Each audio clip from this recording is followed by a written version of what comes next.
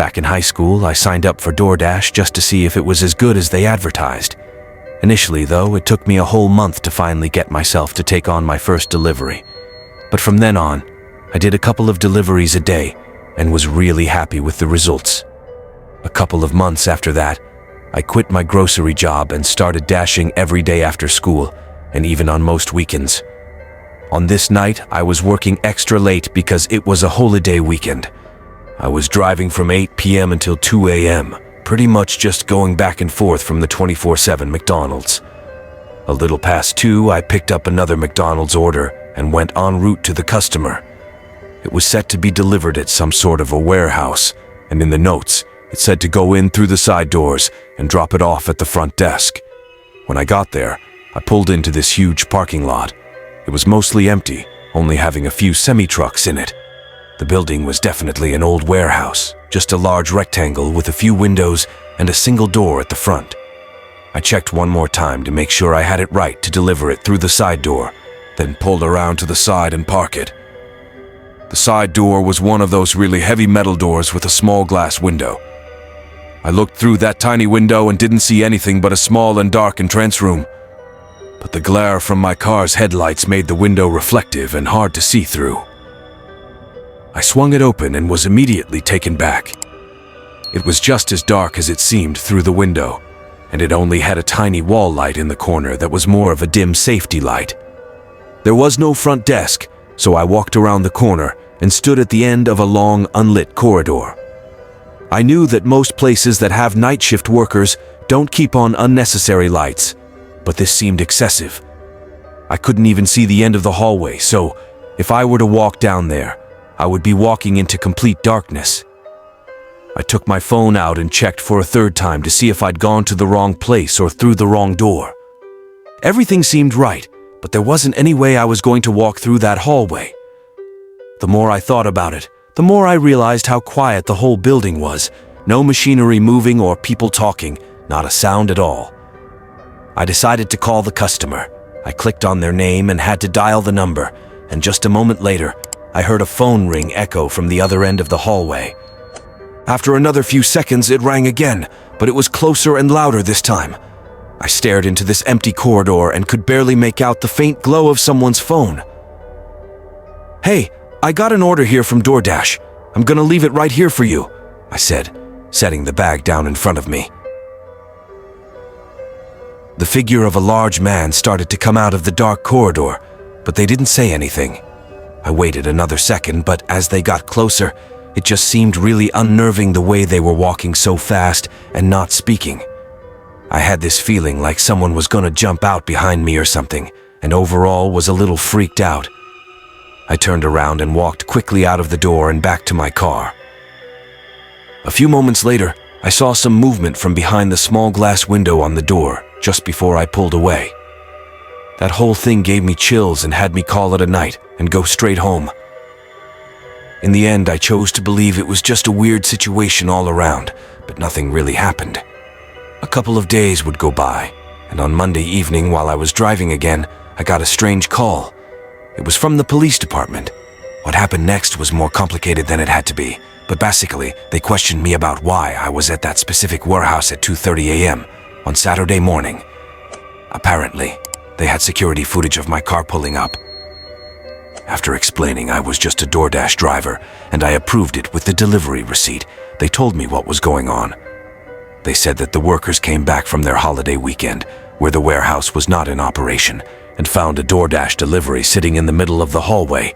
Whoever was there had broken in and ordered with a fake account, which is all scary in its own right. But the creepiest part is that they didn't even take the bag of food. It's pretty obvious that they were looking for something else. I don't know what they wanted from me, but I can only assume that if I had stayed and waited for the man, something terrible would have happened.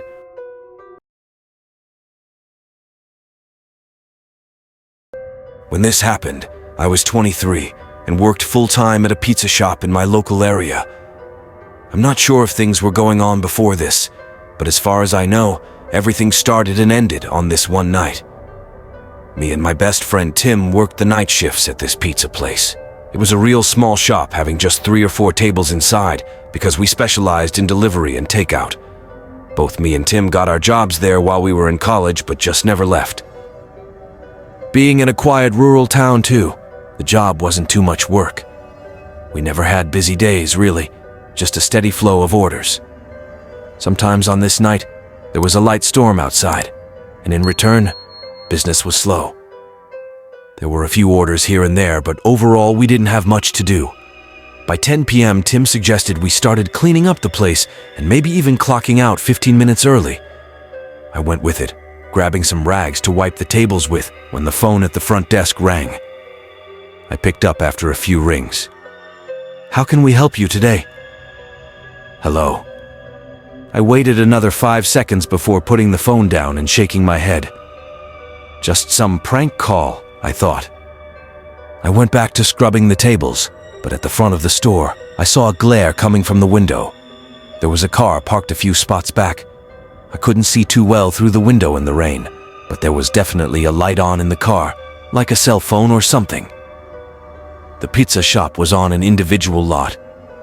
There were no other cars, so that was the only reason I noticed them. A moment later, the phone rang again. Tim was closer, so he picked up this time.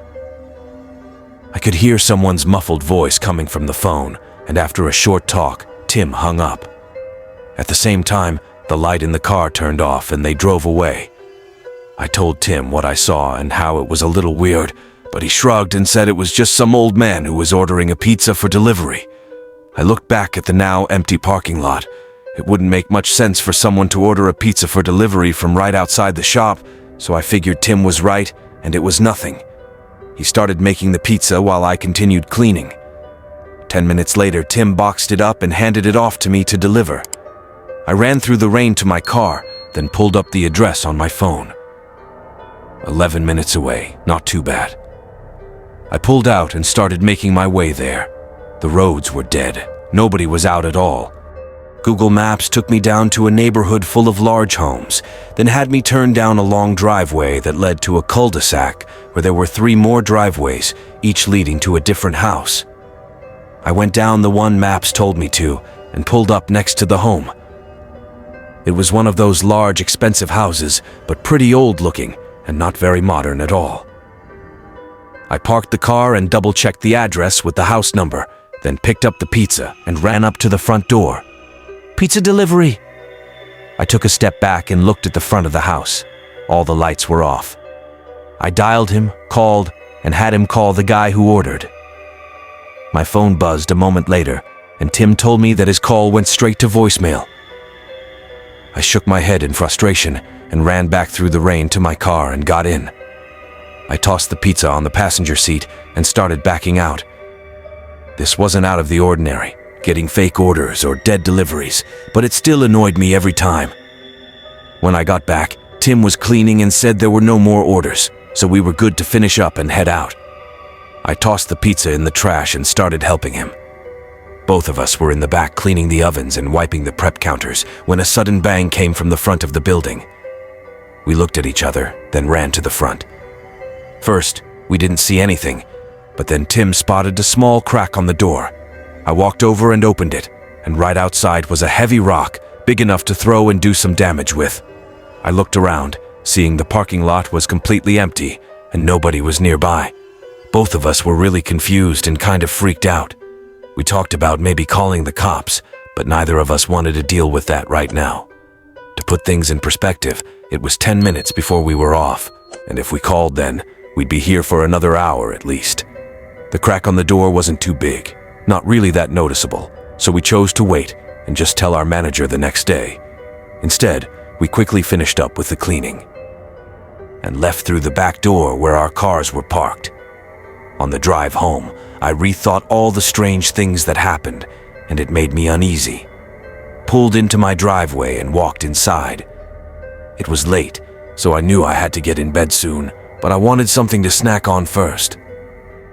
I went to the kitchen to see what I had, but before I even opened the pantry, I heard a car splash through the puddles on the street outside my house.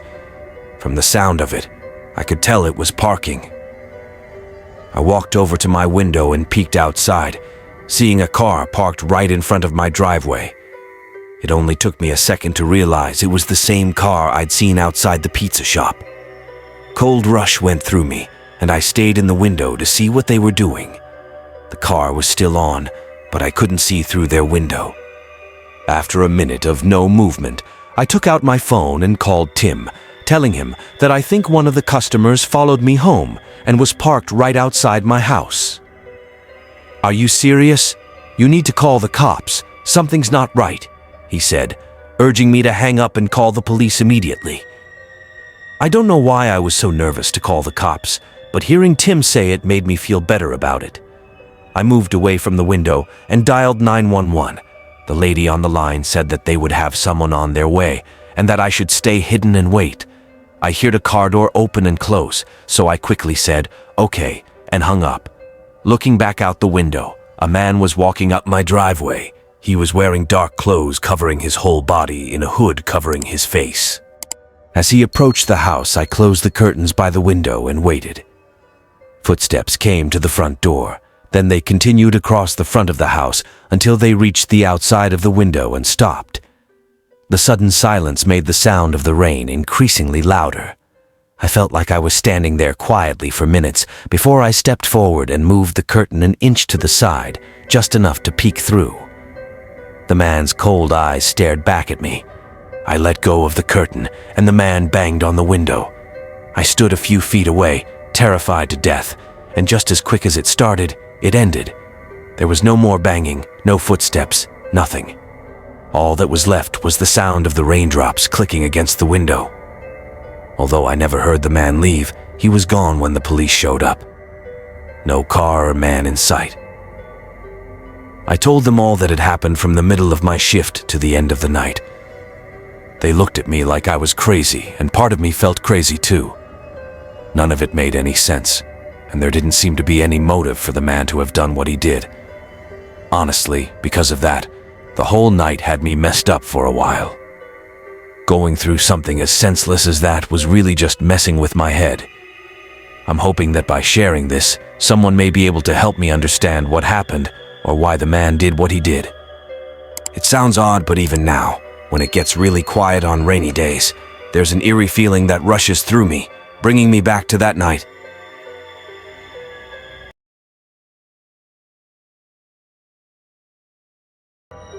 I heard a car splash through the puddles on the street outside my house. From the sound of it, I could tell it was parking. I walked over to my window and peeked outside, seeing a car parked right in front of my driveway. It only took me a second to realize it was the same car I'd seen outside the pizza shop. Cold rush went through me, and I stayed in the window to see what they were doing. The car was still on, but I couldn't see through their window. After a minute of no movement, I took out my phone and called Tim, telling him that I think one of the customers followed me home and was parked right outside my house. "Are you serious? You need to call the cops. Something's not right," he said, urging me to hang up and call the police immediately. I don't know why I was so nervous to call the cops, but hearing Tim say it made me feel better about it. I moved away from the window and dialed 911. The lady on the line said that they would have someone on their way and that I should stay hidden and wait. I heard a car door open and close, so I quickly said, "Okay," and hung up. Looking back out the window, a man was walking up my driveway. He was wearing dark clothes covering his whole body in a hood covering his face. When I got up to the front door, I knocked quickly and took my phone out to take a picture of it on the porch. But just as I snapped the photo, a man yelled from my left, standing by the corner of the house. I jumped, then awkwardly said hi. He started walking toward me, taking a key out of his pocket. "I don't know what took you so, long." He walked right in front of me and held the single key up, unlocking the front door, leaving me in disbelief. I didn't know what to do or say, so I just stood there like an idiot. "Come here, I need your help. Since you took your time driving, it'll be quick." He waited by the door, holding it open. No, I'm okay. I should really get back to work." The man looked angry and took a step toward me, reaching out like he was trying to grab me. I jolted my shoulder back to avoid his hand, then backed up and walked away from the porch. Just as I got to the driveway, bright headlights flashed over me. The man by the door ran outside and around the house, leaving the front door open as the car pulled up the driveway. It turned out to be the homeowners returning from dinner. The man I met at the door didn't live there, and the homeowners had no idea who he was or how he had gotten a key to their house. We called the police and explained the situation to them. Knowing everything now, though, it made more sense why the man wanted me to rush to the house. He probably knew that the homeowners could be back at any minute, and he wanted to have enough time to do whatever it was he was going to do to me before they got back. I still don't have any answers for what happened that night or what was going to happen, and I don't think I ever will, but I have stopped doing deliveries.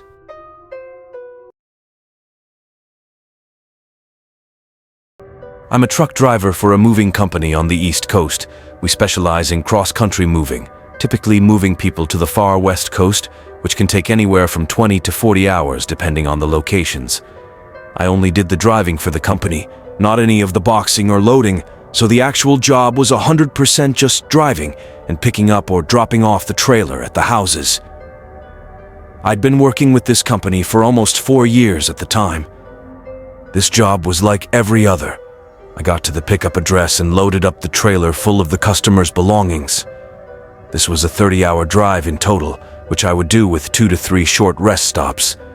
The hardest states to drive through are in the Midwest, specifically Iowa and Nebraska. There's absolutely nothing there. It's just dead roads with endless fields of grass beside them. It makes for a very boring and therefore tiring drive. As I passed through the Iowa border into Nebraska, the sun had just set, and I'd been on the road for about 20 hours. I took a short break already a couple of states back, but was just about ready for another. My eyes were heavy, and I could feel the drowsiness coming in. But a few more miles down, I saw something on the side of the road. A car was stopped off to the side of my lane with its headlights on. It was a narrow road, so I slowed down to carefully pass. As I did, I noticed the exhaust was steaming, so the car was still running. There was also a man leaning against the driver's door and looking right at me. I passed by and gave him a nod, but as I got further down the road, I saw him get back into the car. It was very strange for someone to be sitting on the side of an empty road with a car that still runs. He didn't look like he was in any sort of trouble. He looked like he was waiting. I checked my mirrors often, but the car's headlights disappeared behind me after a few minutes. I was a bit more awake now, but my eyes still felt heavy. Only a mile or so more down the road, I saw another car. This one was sideways in the middle of the road, and as I got closer, I saw another vehicle on the side. It was a large box fan. I wasn't sure exactly of the situation, but seeing that gave me a bad feeling. I eased into my brakes, but the car stayed in the middle of the road, so I was forced to come to a full stop. I was maybe 20 yards away and could see multiple men standing along the road and one man in front of the car. I'd have to be the dumbest person in the world to not understand what this was at this point. With no better options, I started moving the truck backward. The men stayed where they were with this horrifying confidence. Then, a light shined behind me as a car approached, blocking the way back. A man got out of the car, sprinting at the back of my trailer, and at the same time, all of the men in the front started sprinting at me too. In that instant, my mind went blank, and all of my adrenaline took over. I slammed on the gas as I heard a pop on the back of the trailer, and the doors swung open. The men in front yelled and tried to stand in my way, but once they saw I wasn't stopping, they jumped on the side of the road. I rammed right into the car, knocking it off the road and completely destroying it. A few gunshots sounded in the distance, but none hit.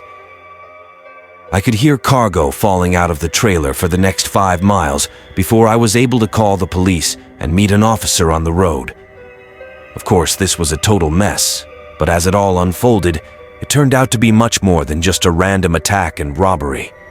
When the police arrived at the scene, the car had slammed into was left behind, being damaged beyond drivable. With it, they tracked down one of the members of the attackers who gave up in formation on the others. They had information on the rich homeowners that were moving and planned to stop me and steal all of the belongings with their box fan. They never said what exactly they would have done to me after they robbed the truck. But I don't think it's a stretch to assume that it would have been a lot easier for them to not leave any loose ends.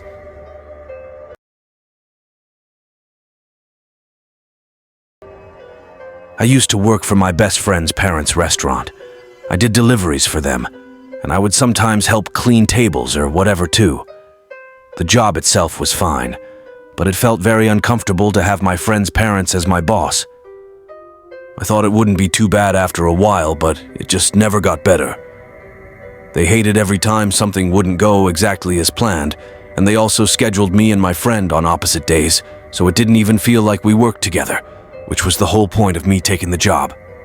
This happened during my third and final month working there. It was a regular night to start, getting a few quick deliveries, but it really slowed down toward the back half of the night. Around 8:30, which was an hour since my last delivery, and 30 minutes until the end of my shift, he picked up a phone call, and I overheard him say that we could deliver afterward. He made the food and handed me the bag to deliver, but when I searched the address up, it was 40 minutes away. Of course, I complained because by then my shift was over in 15 minutes, and this delivery would take nearly an hour and a half, but he didn't care. I could tell he was just upset about me waiting around, which again was not my fault. But after a brief argument, I did as he said. 40 minutes was pretty far away for our small town, so I had no idea where this address was. By the time I was 2 minutes away, it was just before 10 p.m. There were no houses nearby from what I could see, until the last minute of the drive, when it had me turn down a small street that led to a row of maybe 6 houses. They all looked old and outdated, and they were the only houses I'd seen in the last 5 minutes of driving. As I slowly passed by each house and looked at their numbers until I found the right one, then I parked on the street right next to the driveway. I'm not gonna lie, this place gave me some spooky vibes. It was so far from everything, and the houses themselves were just old and creepy. I got out and brought the bag up to the doorstep, then rang the doorbell. Nobody came to the door, so I tried knocking. It was late, and I wanted to get this over with, so I was getting impatient. As I waited, I looked around. The street had no cars on it or in any of the driveways, and none of the actual lights were on inside any of the houses. I carried the bag back to my car and called the customer's cell. They didn't pick up, so I just sat in my car and tried to think of what to do next. They hadn't paid for the food yet, so I couldn't just leave it on their doorstep. Then I saw a light move around inside the house. I got out and saw the light move through the downstairs windows and over to the front door. Then it turned off. A second later, the door opened. There was a young man, early 20s, standing in the doorway holding a large flashlight in one hand and a grocery bag in the other. I walked up and asked if he had ordered the food. He nodded and apologized for taking so long to answer the door. I said it was all right and tried to hand him the bag, but he just held up both of his hands to show me they were full, then asked if I'd kindly put the food on the kitchen table for him. I wasn't sure if he was joking or not at first, because he easily could have just put the flashlight or grocery bag down for a second, but then I realized he was serious. I peeked around him, and from the short entryway, I could tell that there was something off about this place. It was dusty all over and looked empty. Once I saw that and thought about the flashlight being used instead of the regular house lights, I was almost sure that this place was a vacant house. The man was still looking at me and waiting for a response. Sorry, I'm actually in a rush. If you could just pay really quick, then I'll leave the bag right here on your porch. He didn't like that answer, and he showed it with his face. He set down the grocery bag and took one step out of the doorway and onto the porch. I backed up so as not to be too close to him. There was something in his eyes that told me he was about to do something, and I wasn't going to wait for whatever that was to happen. I dropped the bag and sprinted for my car, driving away as the man watched me intently from the porch. I was shaking for most of the drive back, unsure of what could have just happened. Of course, when I told my friend's dad about what happened, all he seemed to care about was that I didn't make the man pay. For that reason, I just quit right there on the spot. I knew my friend would be upset, but I'd had enough of his parents being jerks to me for doing nothing wrong. After that, I was pretty heated and was thinking more about that than I was about the man who lured me to a vacant house and likely tried to rob me, or even worse. Being so distracted, I never called the police, not until it was too late anyway. Thankfully, I wasn't dumb enough to go inside the house, though, because if I had, I probably never would have returned from that delivery. I was driving for Domino's pizza delivery. It was a slow night, so I was actually spending a decent amount of time inside the shop, waiting for orders to come in for me to deliver. Just after 10 p.m., a man walked in and came up to the counter. He looked like he was in his early 30s, but was extremely sleep-deprived and maybe even drunk. My coworker was at the counter helping him with the order, and I was standing in the back organizing the pizza boxes. After seeing his appearance, I listened in on their conversation. He seemed timid and uneasy about something as he made a simple request for a medium pizza. Then he added on that he'd like it to be delivered and handed my coworker a slip of paper. Right after the order was sent through, the man walked out. The paper just had an address written on it, but it was kind of odd because who wouldn't remember their own address? Also, it's not every day that you get a customer coming into the shop to order for delivery to their house. 10 minutes later, I boxed up the pizza and got on the road. It didn't take long for me to notice a strange car behind me. It was the only other car on the road, and they were constantly speeding up and slowing down like they were having trouble staying at the same speed. Once I saw them swerving too, the first thing I thought was that they were drunk. Considering how the man at the shop looked drunk too, it seems stupid now, but at the time, I really thought it was just a coincidence.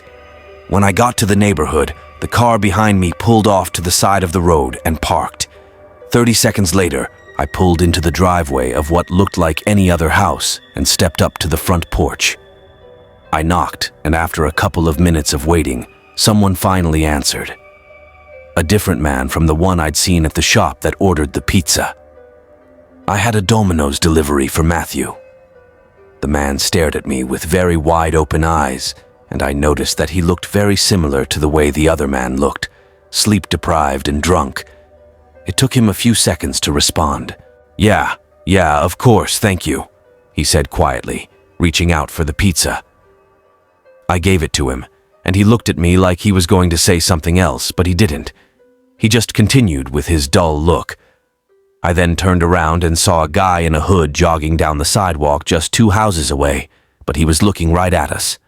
I quickly went back to my car, and the man at the door stepped out onto the porch like he was going to follow me. I got in and started backing out, but the guy in the hood went right behind my car to block me from leaving. The other one then started running toward me, and in the heat of the moment, I just stepped on the pedal to go in reverse. The guy behind the car jumped out of the way at the last second, and both of them started yelling and chasing my car onto the road. In the streetlight, it became clear that the man in the hood was the guy who came into the pizza shop with them, still running at the front of my car though. I had to reverse dangerously fast down the street until I could safely make a 3-point turn and get away. I called the cops, and within the hour both men were arrested for attempted robbery. Their plan was clearly made while drunk because they thought that by ordering at the shop, we somehow wouldn't think it was them because it was a delivery order, even though we had their name and address. It really made no sense, but according to the record, they had pulled multiple robberies before, and one of them resulted in the victim getting beaten up in a parking lot for no reason. 2 drunk guys running at me with bad intentions could have escalated into something horrible, but I was glad to have gotten away without any harm, and thankfully, they won't be able to do this to anyone else.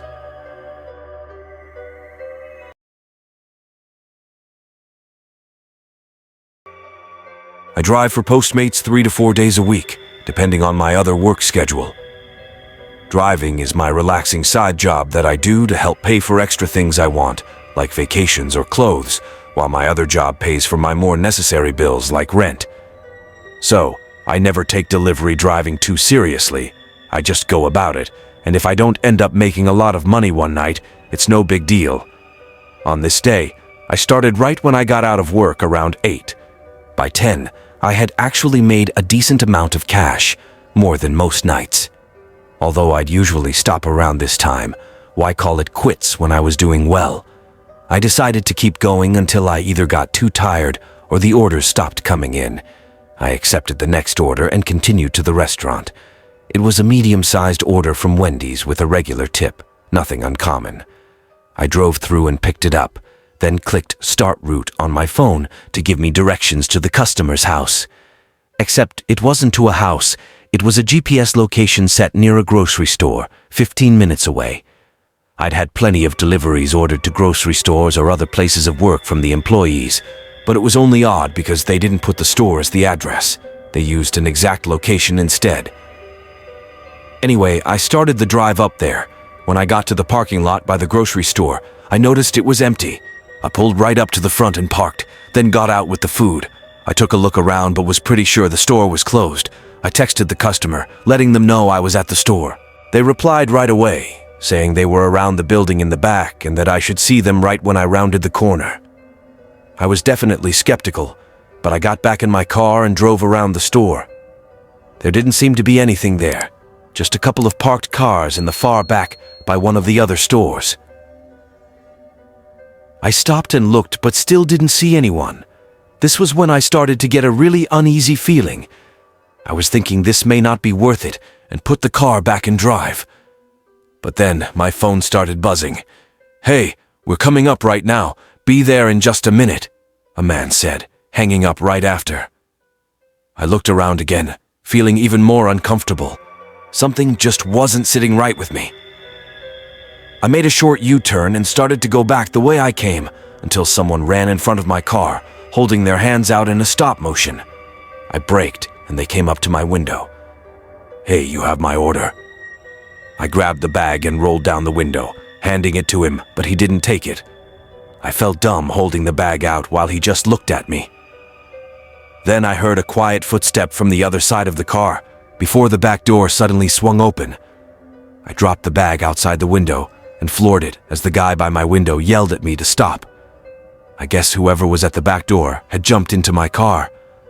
As I pulled away, he reached forward, trying to shift my car into park, but after failing a few times, he jumped out of the moving car onto the pavement. I saw him get up, and both of them running away as I turned the corner and got out of there. The police were of no help, saying they would do what they could but never giving me any updates. I was stupid to have fallen for their trap, but I don't think I was the only one. Doing some research just 2 weeks before my incident, a delivery driver went missing during an active delivery in a nearby town. There were no leads on what happened, as the driver's car was never found either. I think this might have been those same two men doing something terrible that I can't even begin to imagine.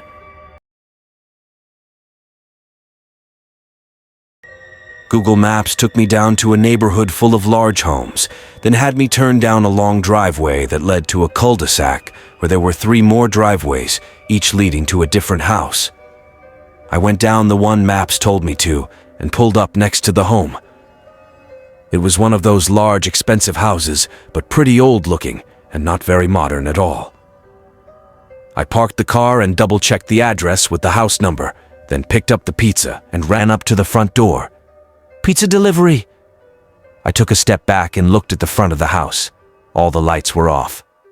I dialed him, called, and had him call the guy who ordered. My phone buzzed a moment later, and Tim told me that his call went straight to voicemail.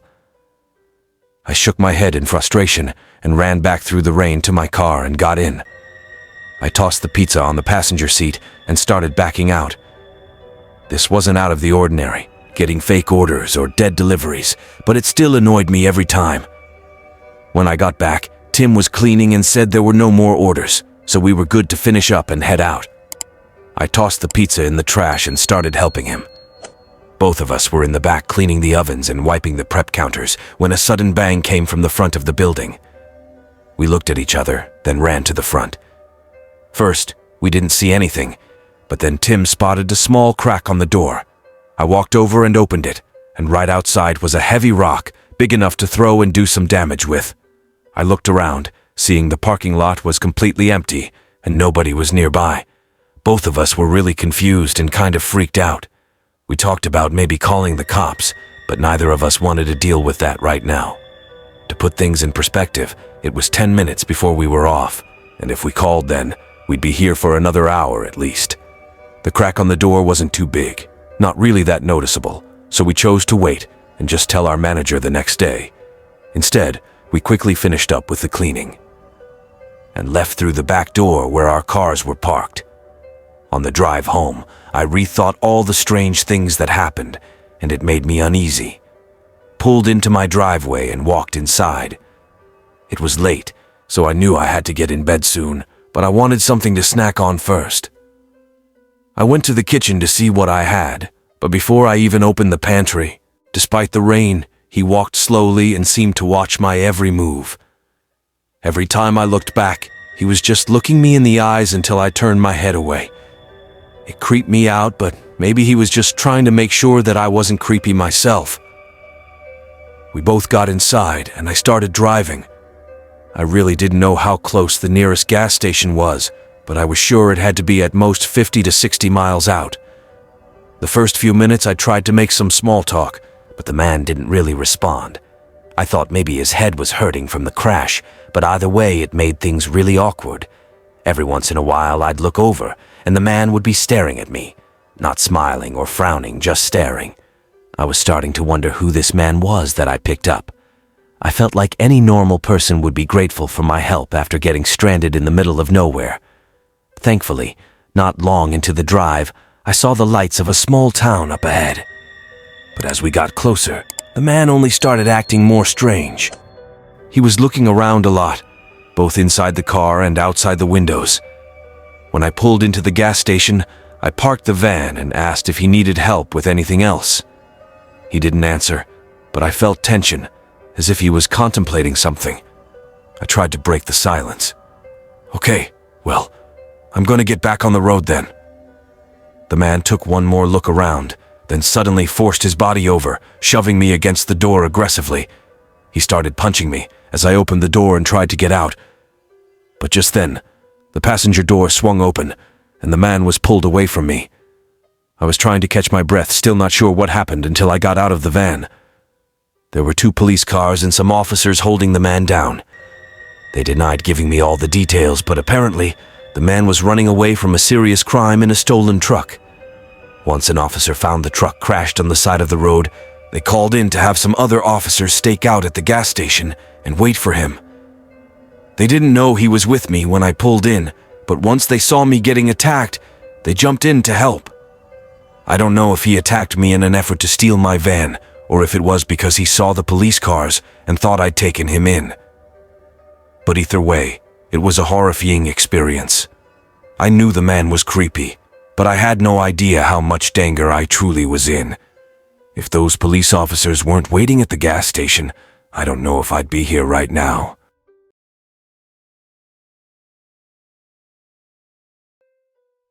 When this happened, I was 23 and worked full-time at a pizza shop in my local area. I'm not sure if things were going on before this, but as far as I know, everything started and ended on this one night. Me and my best friend Tim worked the night shifts at this pizza place.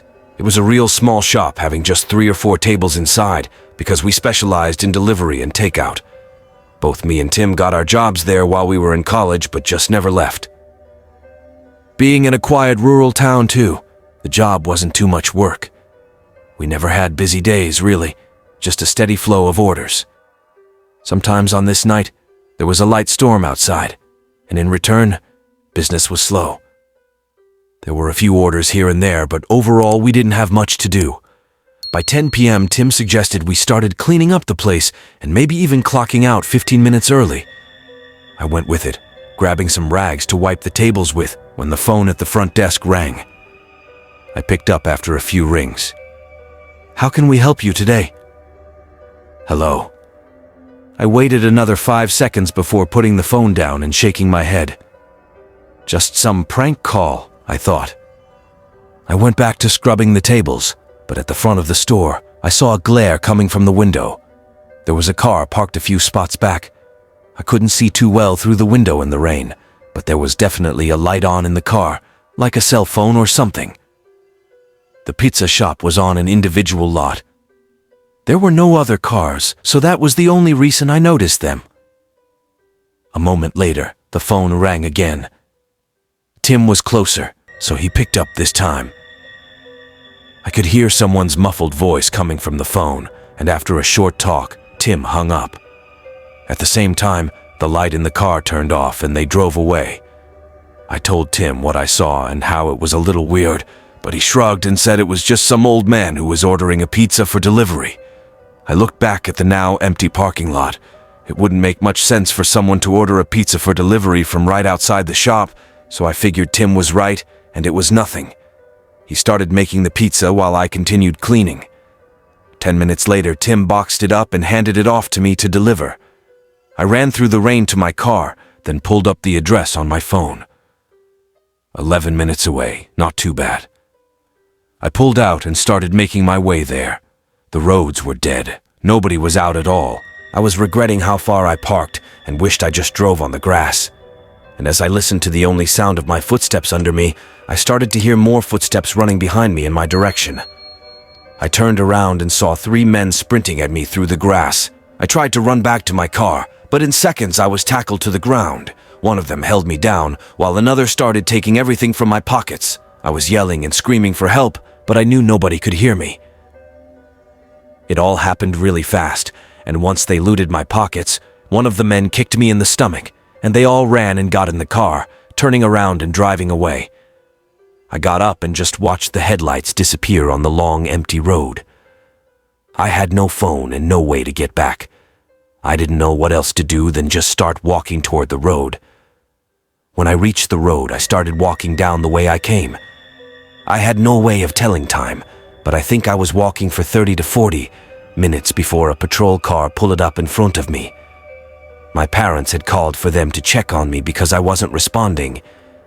To sum it up, the cops found a small barn behind the farmhouse with another restaurant delivery bag inside it. They think they tried to do the same thing to someone before me, but probably missed their chance or chickened out for some reason, because there were no other reports. The actual owners of the farmhouse were out of town, so they had no involvement. My phone was able to be tracked, though, and was found thrown in a field off the side of the road not too far away. The stolen car, however, took 3 weeks to be located. It was found nearly 400 miles away and had been almost entirely emptied. This was almost a year ago now, and those 3 men that attacked me still have yet to be identified.